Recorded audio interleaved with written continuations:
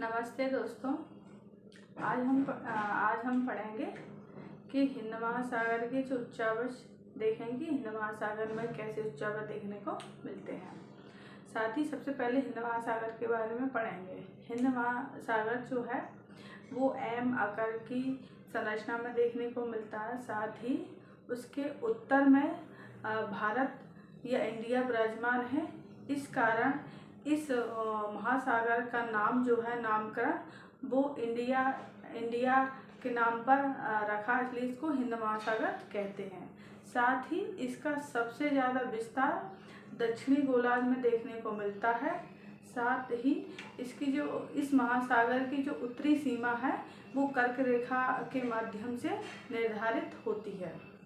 साथ ही इसके जो हिंद महासागर जो है पूरब में देखने को मिले तो अंडमान निकोबार द्वीप समूह और ऑस्ट्रेलिया जो है देश महाद्वीप उनसे घिरा हुआ है। और पश्चिम में देखेंगे तो अफ्रीका और अरब प्रायद्वीप से घिरा हुआ है।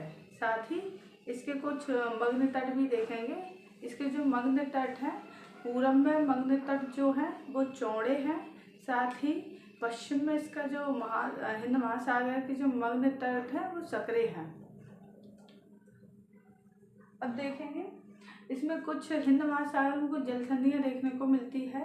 जैसे वावे अल अली जलसंधि है जो लाल सागर और अदन की खाड़ी को अलग करती है, जो इधर पाई जाती है। साथ ही देखेंगे हरमुज जलसंधि जो है वो फारस की खाड़ी ओमान की खाड़ी को अलग करती है।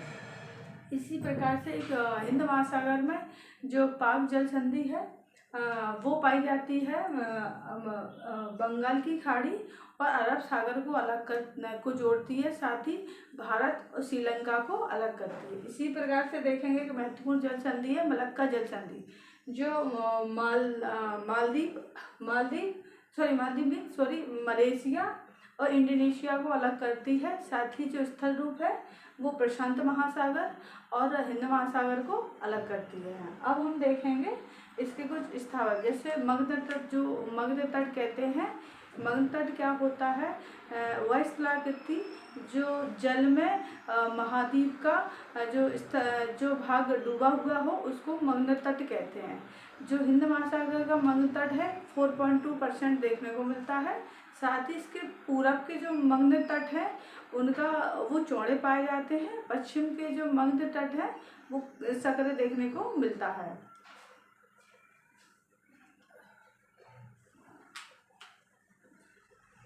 जल में डूबा क्षेत्र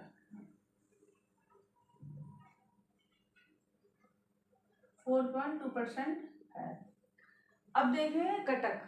हिंद महासागर में एक मध्य भाग में मध्य इंडियन रिज पाया जाता है। इससे पहले कि कटक किसे कहते हैं उसके बारे में करें। कटक क्या होते हैं? महासागर में दो प्लेटों के हटने से जब पृथ्वी में जो मेंटल में जो मैग्मा ऊपर उठ के आ जाता है उसी से कटक का निर्माण होता है। जैसे कि मध्य इंडियन रिज पाया जाता है। जैसे कि अब इस कटक में कुछ कटक देखने को मिलते हैं। जैसे कार्लसबर्ग कटक है, ये मध्य इंडियन रिज के उत्तर में पाया जाता है। लक्काद्वीप चागोस कटक है, ये कटक है जो उत्तर पूर्व में पाया जाता है। साथ ही चागोस सेंट पॉल कटक ये मध्य में देखने को मिलता है। इसी प्रकार से एडमसन सेंट पॉल कटक है जो उत्तर दक्षिण में देखने को मिलता है। इसी प्रकार से देखेंगे तो पश्चिम और दक्षिण में देखने को मिलता है कार्लसबर्ग कटक देखते हैं। इसी प्रकार से इसके दक्षिण पूर्व में देखने को मिलता है इंडियन अंटार्कटिका कटक।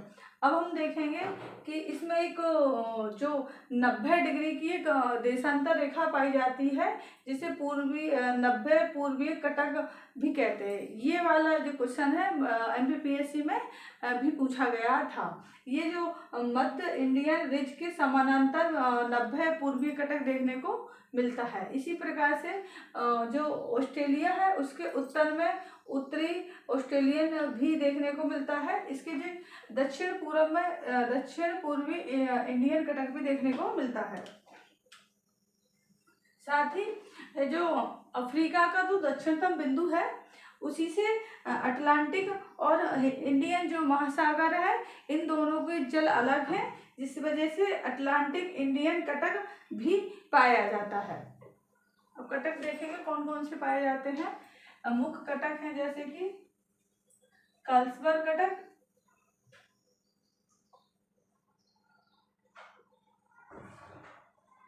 लक्काद्वीप कटक, चागोस कटक, सेंट पॉल कटक, इसी पर कालगुलेन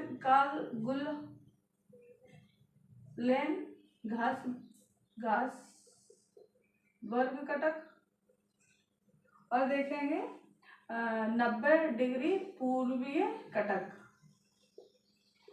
आदि। अब देखेंगे बेसन। जो महासागर के जो अंदर जो पाए जाते हैं स्थलाकृतियाँ, उनमें से जो बेसिन होता है वो मैदान के आसपास ही पाया जाता है। बेसिन का भाग ये समतल होता है। इसी प्रकार से हिंद महासागर में कुछ बेसिन भी देखने को मिलता है, जैसे कि सोमाली बेसिन है, सोमाली बेसिन है। इसी प्रकार से मॉरिशस बेसिन है। मॉरिशस बेसिन में रियूनियन भी कटक द्वीप देखने को मिलता है। मॉरिशस भी द्वीप देखने को मिलता है। इसी प्रकार से नेटाल बेसिन है और अगुलहास बेसिन जो है अफ्रीका के दक्षिण में पाया जाता है। इसी प्रकार से देखेंगे तो अटलांटिक इंडियन बेसिन भी है, और उसी प्रकार से देखेंगे तो इधर उत्तरी ऑस्ट्रेलिया बेसिन भी देखने को मिलता है। और भारत के संदर्भ में देखेंगे तो अंडमान निकोबार बेसिन भी देखने को मिलता है। देखें सोमाली बेसिन, इसी प्रकार से देखेंगे मॉरिशस,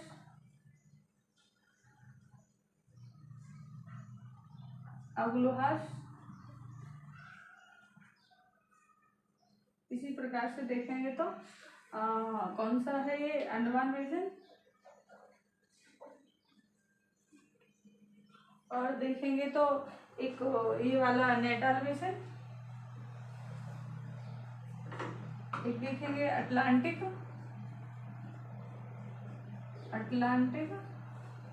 इंडियन बेसिन।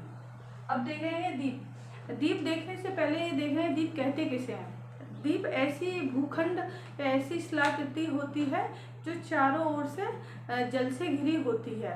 ये समुद्र के जब अंदर होती है तो उसको गोइट कहते हैं। जब समुद्र का जो पानी होता है, जो तल होता है, उसके ऊपर आ जाती है तब इसको द्वीप कहते हैं। तो अंडमान निकोबार जो हिंद महासागर है उसमें भी कुछ द्वीप देखने को मिलते हैं। सर्वप्रथम देखेंगे तो भारत के जो पूरब में और पश्चिम में जो दो महत्वपूर्ण द्वीप देखने को मिलते हैं, जैसे लक्षद्वीप और अंडमान निकोबार द्वीप समूह। इसी प्रकार से देखेंगे तो एक मॉरिशस द्वीप भी है, मेडागास्कर भी है। इसी प्रकार से और देखेंगे तो इधर देखने को मिलता है कौन सा द्वीप, ये वाला देखो, हाँ ये इंडोनेशिया वाला जो द्वीप है, और मलेशिया वगैरह भी ये द्वीप समूह देखने को मिलता है।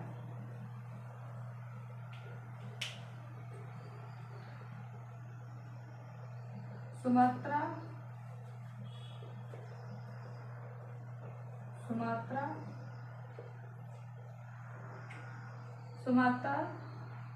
लक्षद्वीप,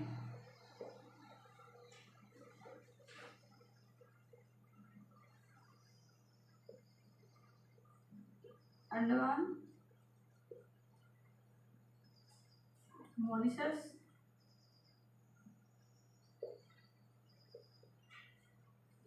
सेशल्स,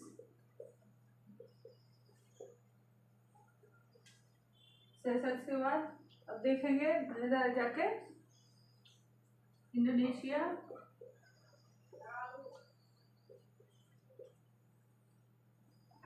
और इधर देखेंगे मलेशिया।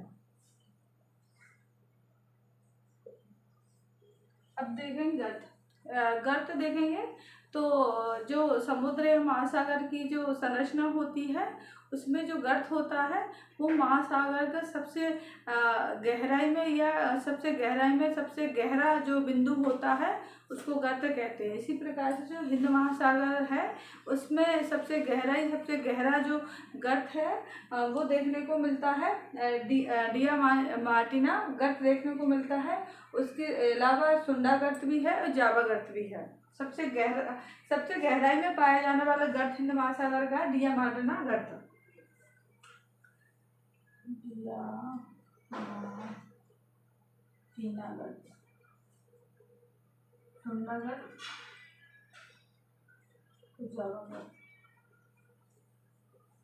अब देखेंगे सागर।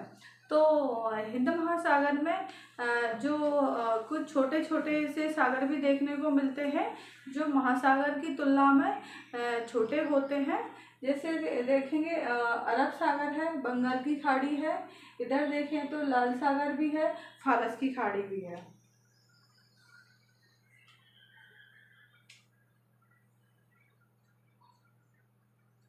अरब सागर, बंगाल की खाड़ी, लाल सागर और फारस की खाड़ी।